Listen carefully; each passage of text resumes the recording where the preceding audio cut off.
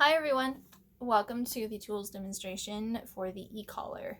I'm just going to be doing a quick run through as to how to turn it on, how to turn it off, how to charge it, some of the functions, briefly what you'll be using on a daily basis. More details will come later, or you can also look at the user manual, okay? So first off, we're going to open up the box. We're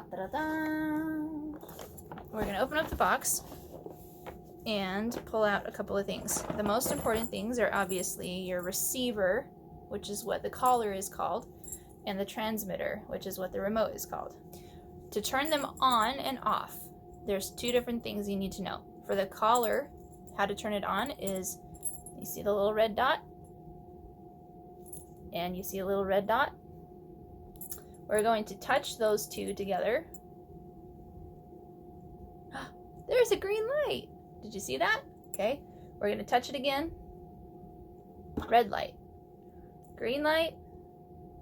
Red light. Okay? Green light obviously means it's on and it's charged and it's ready to use. Okay? Flashing green means it's continually running. The battery is good. You don't need to charge it. It'll last for another few hours to a couple of days. Okay? Same thing with the remote. It'll have that green light, but just a minute, I'm going to show you how to turn it on. Press and hold this button on the back that says on, off, and light. I'll show you the light feature in just a minute. But we're going to press and hold the light button, the big button on the back, at the same time as we watch the screen. Press and hold it until it says on. Now it's going to say 1DM0C. Okay? A couple of things I want you to do. We're going to make a couple of adjustments here. This is how it comes factory set. What we're going to do is going to switch the M and C to just C. All right. All you have to do is there's a little button on the back that says, kind of can see it there. There we go.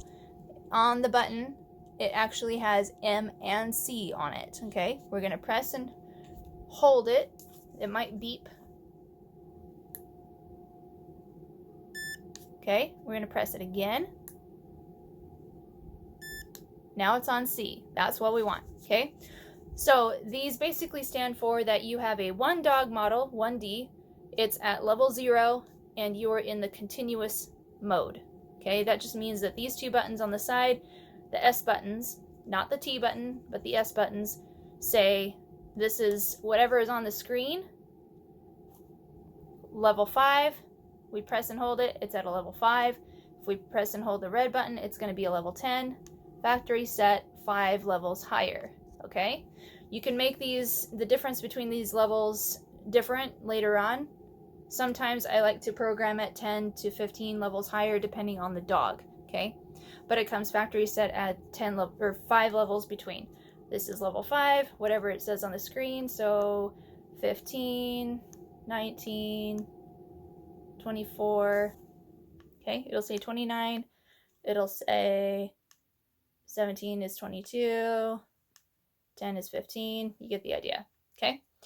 So these are going to be the two buttons that you're going to be using more for getting your dog to stop doing something, okay? Now, this button on the other side, the T button, stands for tone. Currently, it is programmed as vibrate. Okay, so you see the red indicator light means that the collar is receiving instruction. We're going to press this. See how it vibrates? Okay, that's the vibrate function. Some dogs are really averse to that vibrate. Okay, so sometimes I don't even use the vibrate. Sometimes I just switch to the tone, and I'll show you how to do that. Switch to tone means you're going to press the light button again, or the on-off button, at the same time as we do the tone button. Ready? 1, 2, 3.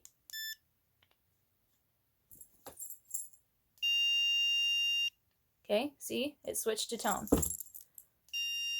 To switch it back to vibrate, you just do the same thing again, pressing the power button at the same time as the vibrate button, and it's going to beep twice.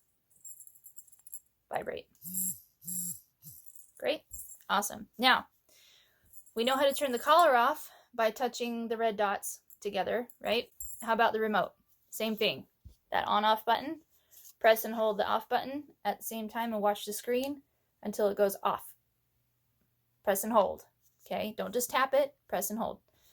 Now to turn it back on, again, you press that button, press and hold until it turns on. Good. Now, remember that light feature, on-off light. Tap it. Tap, flashing, tap it again, solid, tap it again, off, okay? Now that comes in really handy at nighttime, especially if you're walking your dog or you're letting your dog out to go pee one last time and you can't find your dog and you're saying, hey, where is he? Tap that on, it's nice and flashy, you know where he's at, and you can say come, vibrate, or you can say come, tone, okay? Turn the flashlight off because it will drain your battery a lot quicker than normal. Manufacturer's number and the model number so that you can call your company, call eCollar Technologies. And actually their telephone number is right on the back of the remote. It's kind of stenciled in there. Okay, so call them if you have any problems. Serial number and model number on the inside of the collar, right underneath your indicator light and your on-off switch right there. Okay, switching from that to some of the accessories that are in your box. Obviously, here's the charger.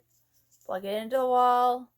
It has a split on the end, so you only need one charger for both units, both your remote and your collar. Okay, I'll show you how those connect in. On the back of the remote, obviously we know where the on-off light and the MC mode changing button is. Under here, this little rubber flap is your charging port. Okay, you're going to take your charger and you're going to slide it in until you hear a click. Okay, you hear that? Make sure it's all the way in. Sometimes it's not getting all the way in and you think you're charging your remote or your collar and you find out later that it's not fully charging. Like, what the heck? Also, make sure that this is free and clear of any debris. Check every time you go to charge or to unplug that it is free and clear of any debris. If it's not, take a toothbrush, dry, don't stick anything wet in here. You can try rubbing alcohol, but other than that, I would contact the manufacturer or look in the user manual on good maintenance ideas on how to take care of your collar and your remote. Okay, so again, open up that port, stick this guy in, slide it in, wait for the click. Yep, that's all the way in. Okay, one is in for charging. How about the collar? Now that charging port is right there next to it, right underneath the serial number and model number. Okay, again, make sure that it's clean and clear of any debris. Take your little charger, slide it in, wait for the click. Nice. Okay, remote, slide it in, wait for the click, and then you can charge it in. Now it should charge in about 2 hours, depending on how dead it is. The indicator lights on both the collar and the remote will switch from green. This is actually going to be flashing green. They will switch from flashing green to flashing orange or red when the batteries are almost out and you need to charge them. Okay, so 2 hour charge time. You can leave it charged in, plugged in overnight, but it's recommended that you don't. And then the battery should last you anywhere from 1 to 2, sometimes 2.5, 3 days. Depends on how much you're using it. So right now in my own dog's lives, their e-collars are lasting 2 to 3 days. Okay, primarily because I very rarely have to use them. They are wearing them most of the time, and they're on, but I'm not having to press buttons and transmit anything between the two. Okay. Other than that, if you're using it on a daily basis and doing training actively, your battery probably is only going to last a day. So make sure you charge it at least every day in the evenings, or keep an eye on how long the charge time is. Okay, set a timer for that, 2 hours. Okay, so done with the charger. So one last thing, a couple more things actually. There is a lanyard that comes with your remote, and all it is it just clips right here on the bottom. Nice, so that you can conveniently carry your collar, your remote. Okay, so you can wear it like this, or I usually find myself wearing it like this just so it's not like bearing down on my neck. Okay. Most often though, when I'm just around the house, I just have this in my pocket. You'll find in your box a couple of things that come along with every box. So there's actually an extra pair of longer contacts for dogs that have longer, thicker hair. I generally will switch these out for full metal jacket type collar contact points instead of these plastic ones. If you have a dog that has thick hair, like a husky or a German shepherd or a collie, anything that has really thick hair like that, it's probably best that you order the thick hair contacts that are titanium instead of trying to rely on these plastic ones. They are tipped in nickel instead of the full thing being metal titanium. So for long-haired dogs, long hair but not necessarily thick hair, they have 3/4 inch titanium contacts. See how they're full metal? The whole thing is metal instead of mostly plastic, and then just at the tip is the metal. Then they have 5/8. This is for a short hair dog, but thick, kind of maybe more like a Labrador. Probably would be most Labradors would wear something like this, the 5/8 inch. And then these are the teeny tiny 3/8 inch. Okay, these would be for like a Yorkie or something like that. Okay, so they have long hair, but they don't have thick hair.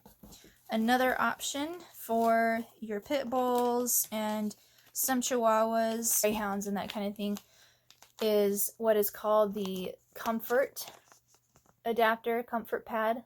Okay, this is for, see how it's switched from being something like this to having the 2 contact points. This actually slides over where those contact points would be, and it spreads out the space into these 4 little nodes. Okay, this will not work on a dog that has hair or fur, that has right hair on the neck.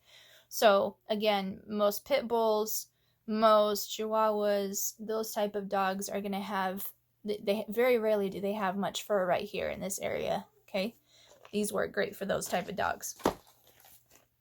All right, now for your dogs who are Huskies, German Shepherds, Collies, any of your Spitz breeds, those dogs that have really thick, long coats, here's what you need. Okay, these are called the Extreme Ultra Wings. Okay, they fit over the collar just like the small dog adapter. Okay, kind of similar with that middle portion being with those 4 little nodes, but it's going to take all of the stimulation and send it up to these little wire things that come off to the side, and it's going to fit around your dog's neck like a wing. Okay, these are awesome. You can actually keep this at a really low level. You don't have to dial very high on your levels on your remote if you're using something like this. I wouldn't recommend using it on any of your thin-skinned dogs, but it actually also works well with hounds or any other breed that has really loose skin, like a bulldog or something like that. Okay, so those are the different options that you have with contacts.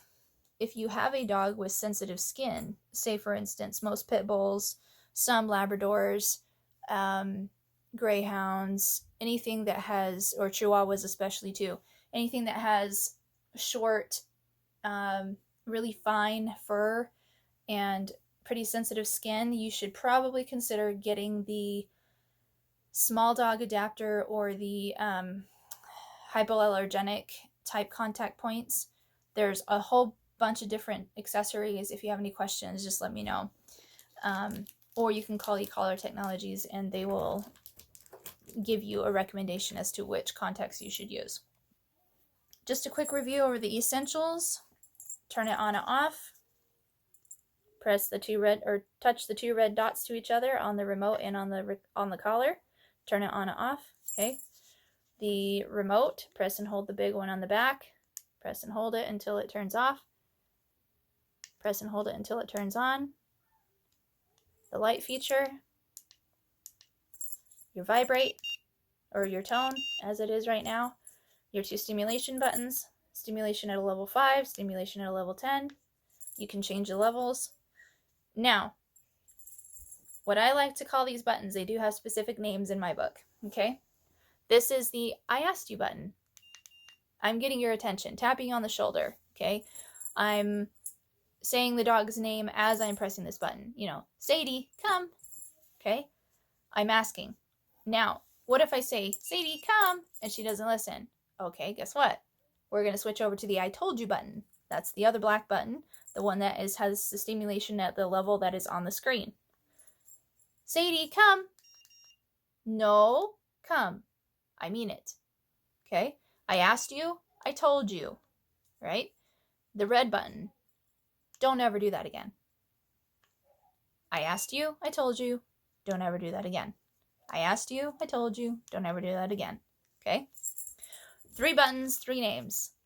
I asked you, I told you. Don't ever do that again. Okay? Awesome.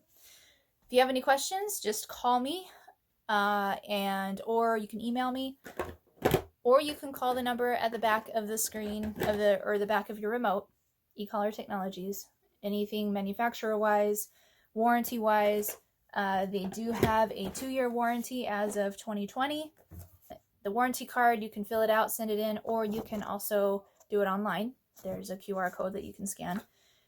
They do have a metal allergy notice, which we kind of already talked about. The titanium contacts are better for dogs with sensitive skin. And then also make sure with your remote and your collar that you keep it clean and dry. Okay. These are to a certain extent water resistant, waterproof. You can let your dog run around and play in the water, in the pool, or at the beach, or at the river, or whatever. However, make sure that these rubber flaps are clean and dry and free of anything that might get in there, because that is what is keeping your remote and your collar from malfunctioning because of water damage. Okay? So make sure that when you unplug, when you take it off of the charger, that rubber flap goes back in place. And if you need to replace that, just call eCollar Technologies and they will send you a new one. Okay? After you're done using it, take it off your dog, turn it off, set it in your box or wherever you store it, and we'll call it good. Okay, your homework. Take the user manual and read it. Get to know it. Okay?